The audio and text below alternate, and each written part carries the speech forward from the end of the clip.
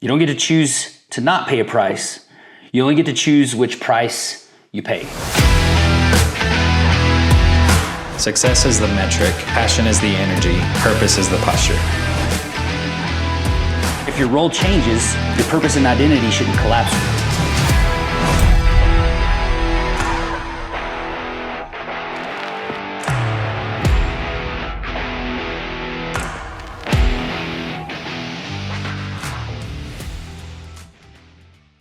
So this brings me to another thought, we're talking about definitions, we're talking about myths. We got purpose versus identity versus role. We have right here, identity is who you are, role is what you do, purpose is why you're here. So I'd like to ask you a question.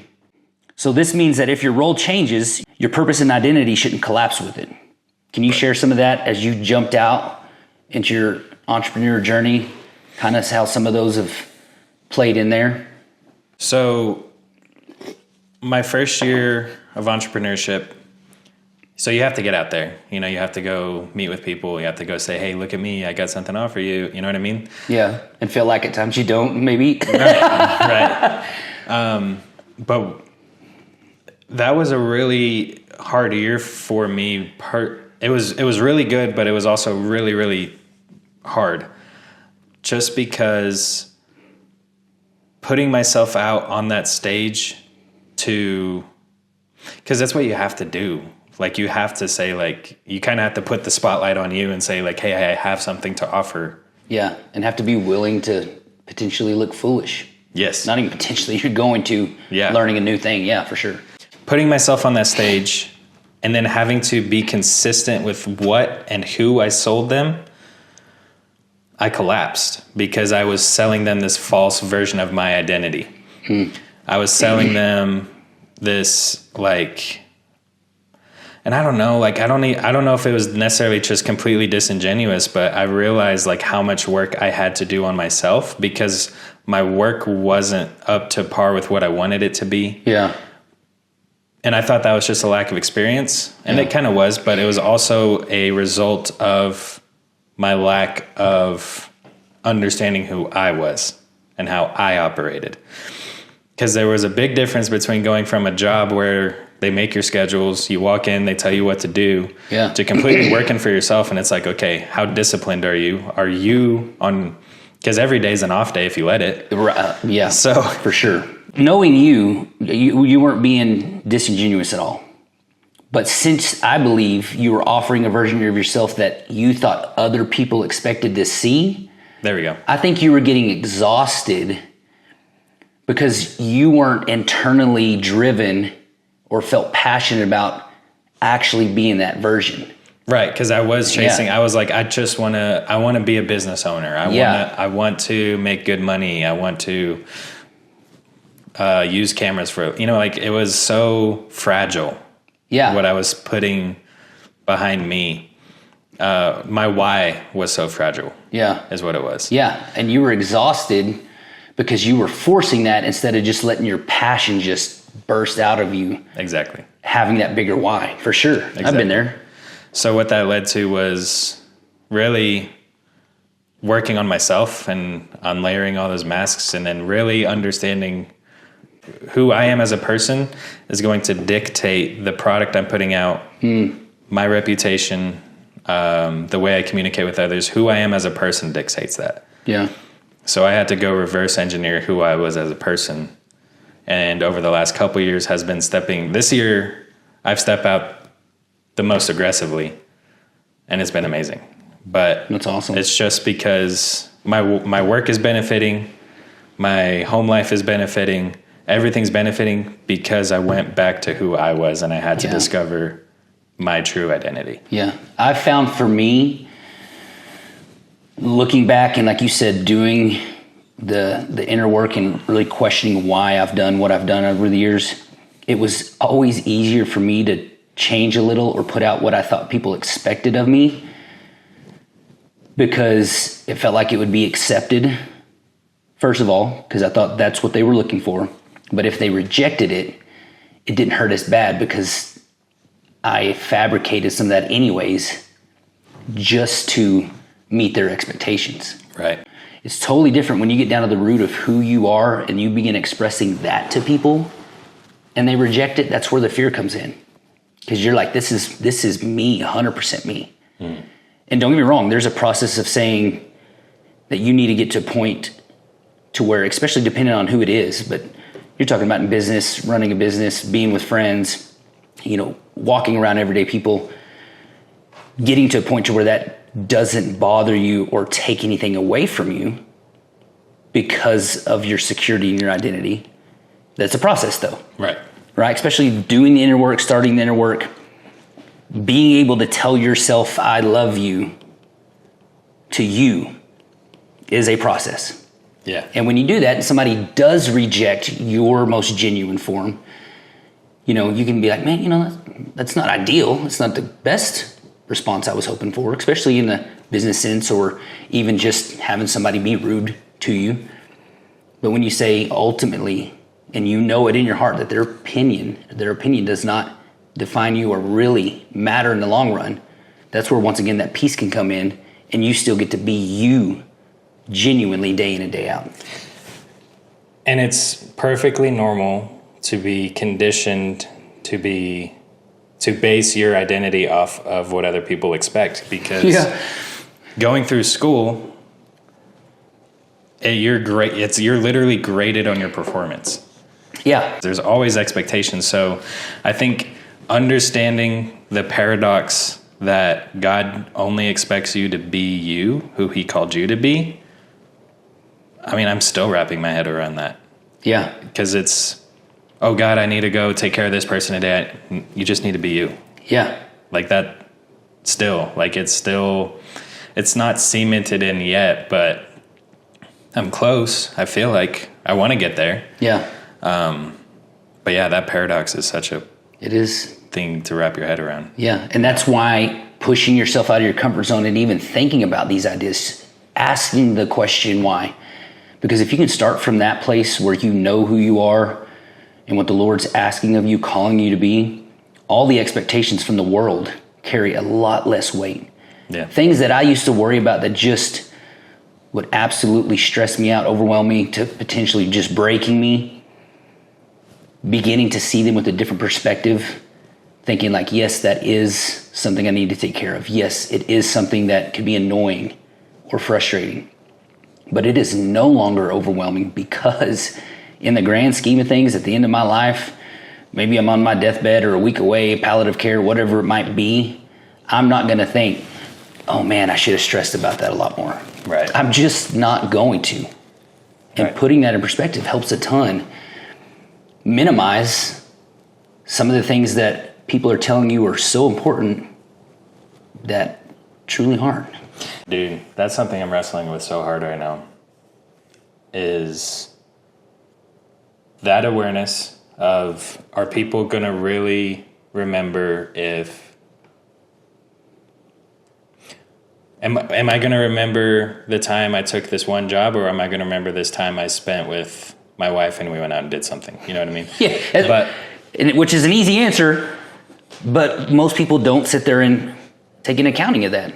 But where I'm at right now too is, here's the real life example is, so my best friend moved back from college, and I'm looking at the rest of my life. So it's like, I just got married, he moves back. I understand that now my life is getting busier, but I also understand it's like my last summer with my friend before he goes off to Dallas and does his thing. Mm-hmm. And it's like, I want to make as much time for him as I can. And I'm wrapped up in my work that I'm finding purpose in. And I have turned him down a lot. Like, he wants to hang out, but I'm like, I'm in the middle of something. Like, I got this.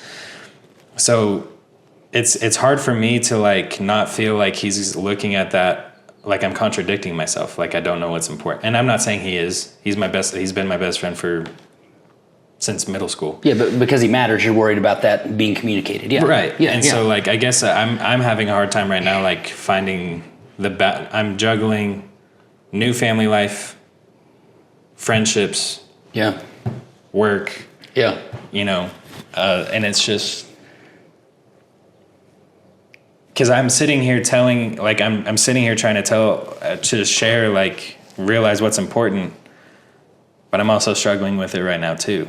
Right. You know what I mean? Well, because we could do a million things that even have great important. I could be feeding the homeless. I could be in a different continent spreading the gospel. I could be finding a cure for cancer. I could be at my school, my kids' school, at their end of school play day. I could be doing all those. We just can't be in all those places at once. Yeah. But also, some of the best advice I could give you too is, at least if you can't physically be there and you're fearful of what is communicating with absence, make sure you're intentional with your words with him of saying, hey, I'm really sorry that I can't and I've been busy, but I want to make sure you know that the next opportunity I have to spend time with you, I'm going to take it because our friendship matters. Right. And I am being mindful of that. That way, if he is thinking that, boom, gone. You've communicated that. You don't have to worry about him thinking of it because you were intentional with making that clear up front with your words. And then you just have to show up with your actions when you do have that opportunity so you can validate those words that you gave your friend. Yeah, that's good.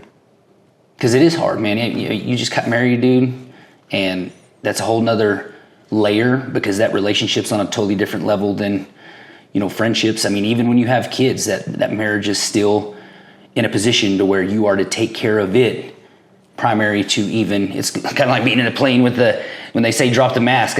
Forever, especially when I was younger, and they would come on and say, hey, make sure you put on your mask first before you help somebody else. And I'm thinking like, is my parents really going to put their mask on for they give me oxygen? Yeah. And the point is if you can't take care of yourself and take care of what's important first, all the other stuff's going to struggle as well as a result of that. One question that really strikes me that I'd like to talk about, it says, who are you without your role or title?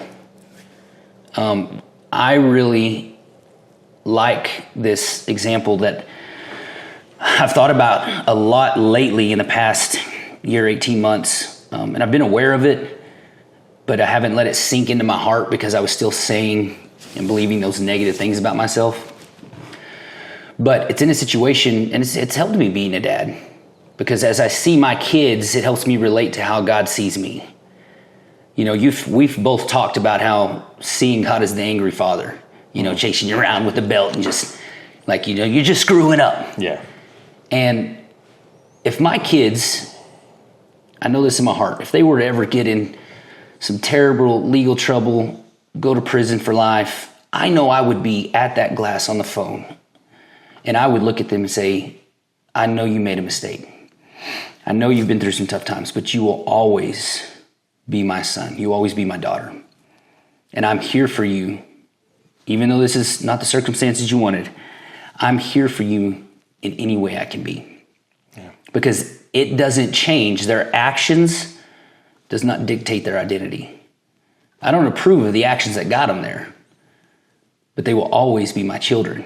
Mm-hmm. But let's say I even went to that prison and disowned them and said, you know what, I'm just here to tell you, you're no longer my son, you're no longer my daughter, and I disown you. That doesn't change their identity. Mm-hmm. In my mind, I might have altered it and trying to believe and walk away and disown them. But it doesn't change. They're still biologically my children, born into my family. And so it doesn't change. It's the same way with God when he looks at us. Nothing can change us being his children, his creation. And I was super convicted of that when I was speaking those negative things onto myself. I was speaking being disowned, being unloved, being a failure, not being enough. And even believing that I was those things did not change. Right. That I was simply his son and he loved me.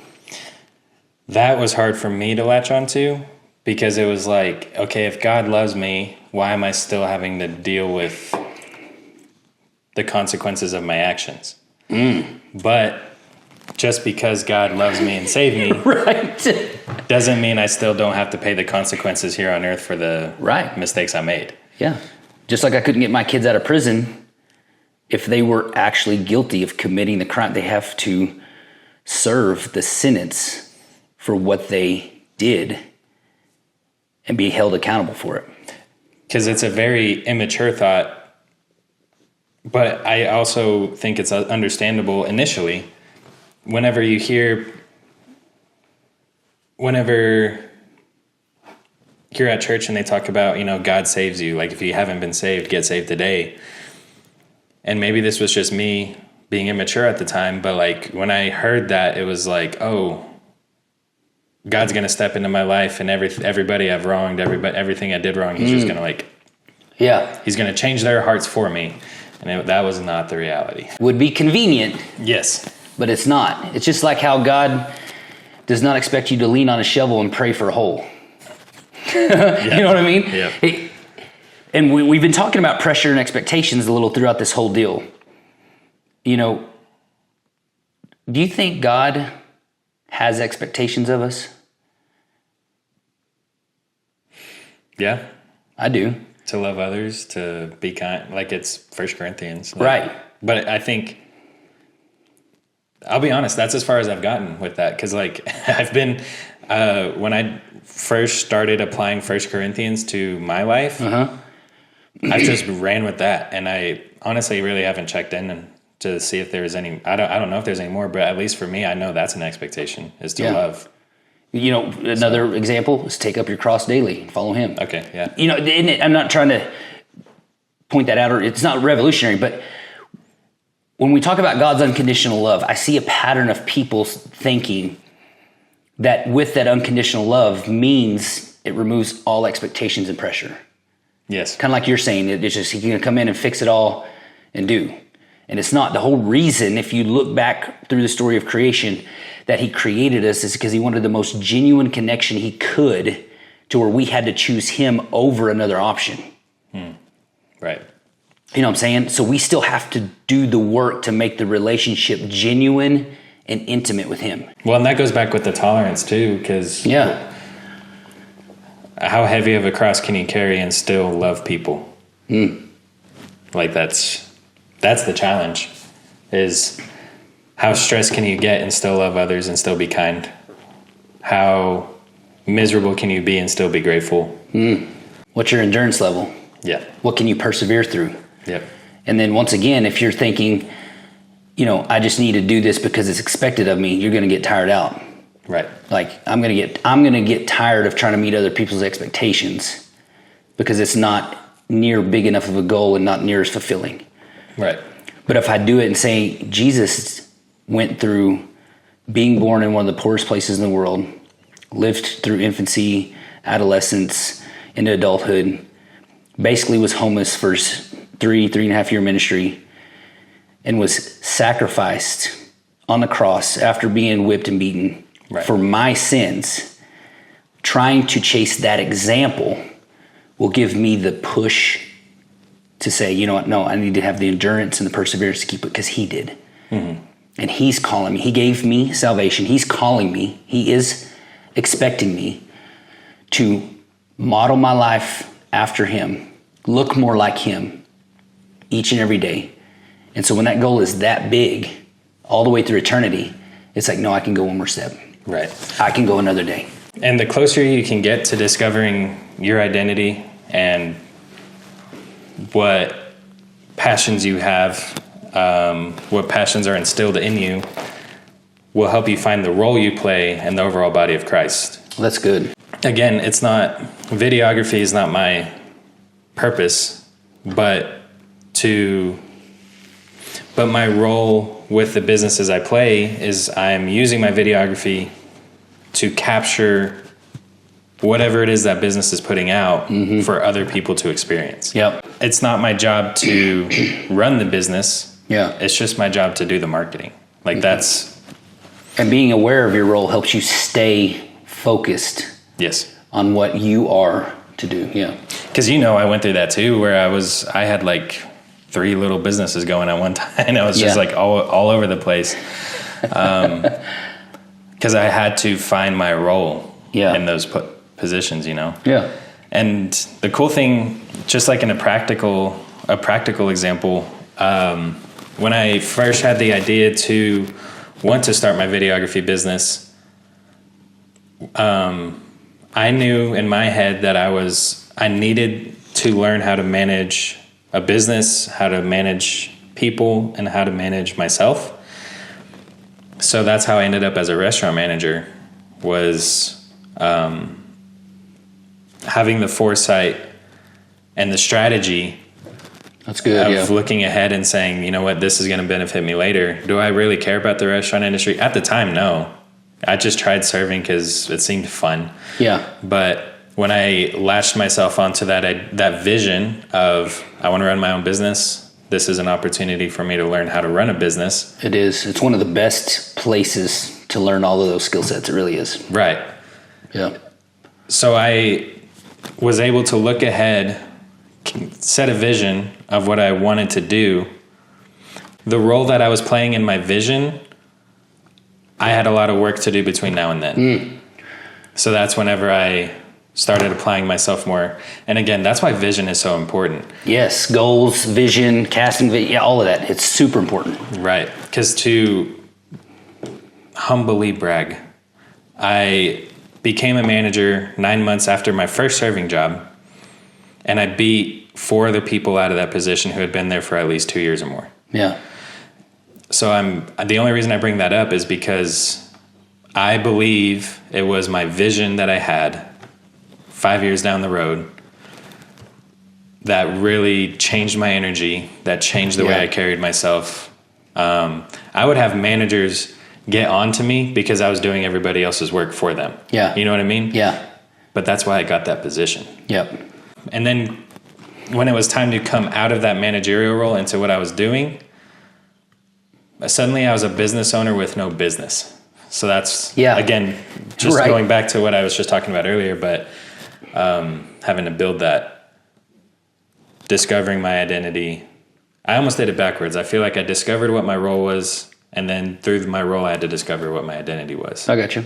And that fine-tuned my role, which defined my purpose. Yeah, but that just leans into our idea of it doesn't matter if it's messy or not, just start. Yes. Like, it doesn't matter if you happen to show up to step 2 on accident and be like, hey, what's going on, guys? And you start just bumbling around and trying to figure stuff out, and you realize, you look back and you're like, oh, I kind of skipped a few steps. Let me go flip through the textbook there and, get those pieces as well. But since you were willing to start, willing to dive in, it helped you collect the things you needed to reach this goal you had over here. That's the whole point. If you don't know where you're aiming at, how do you know what you need? Right. You don't. You're just drifting through life. If you have a goal of saying, hey, I want to be here, okay, ask, what does that person need to be in that position? Maybe you want to be a famous painter, right? It's like, okay, famous painters, what do they have? Certain skill sets. Maybe I need to work on saving money for a studio. They have a website. All of these pieces to where you can say, hey, I can either build my own website or I need a budget for one. But as you go over the next 5 years to reach that goal, you've saved for your studio, all the paint supplies, the website, a camera to take pictures of them, to sell them online. You've created an account for Etsy to be able to ship this stuff out to people. Those need to be taken care of before you get there. Because like you talked about, strategy is a huge word. Mm-hmm. And if you can build a strategy, it will help you get to that goal you have. And the more you allow God to play in that, the more beneficial it'll be. And what I mean by that is something I started doing as a practice whenever I go into, really almost when I show up anywhere. I try to remember to ask God, what role do I play in this? Yeah. Because what that immediately does is it immediately takes off like, oh, I have to be somebody, I have to be something. And it's like, it allows me to be a lot more intentional and a lot more aware and present of what's going on. Yeah. So I would like to challenge y'all to just try it, of asking what's the role I play in this situation. That's good. Because for me, it makes it crystal clear. It does. And it takes a lot of pressure off that you don't have to carry. Yes. And that's why without our role or title in the world, if we genuinely know who we are, it never shifts our purpose, never shifts our fulfillment. because those things can fall away and I can go get a new job. I can have to go start mowing lawns or do whatever, but I know who I am. I know what my purpose is, and I can still share with the people in my life my passions in service of them and keep feeling the benefit of that purpose. That was part 2 of our conversation about defining purpose. In case you missed it, we dropped part 1 on Monday. Part 2 comes out on Friday, or wait till the full video on Saturday. So be sure to like, subscribe if you want to keep up with us, and we'll see y'all on the next video.